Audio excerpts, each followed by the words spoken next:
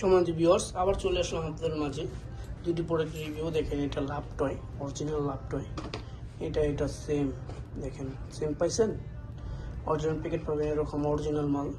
দেখেন, এটা লম্বায় হচ্ছিল 7 ইঞ্চির মতো আছে। এটা যে কোনো সাইজে পড়তে পারবেন, ফ্রি সাইজ। আপনার লিঙ্গ 2 ইঞ্চি আছে, এটা মাথাতে 2 ইঞ্চি বড়টা আছে, 4 ইঞ্চি হয়ে যাবে।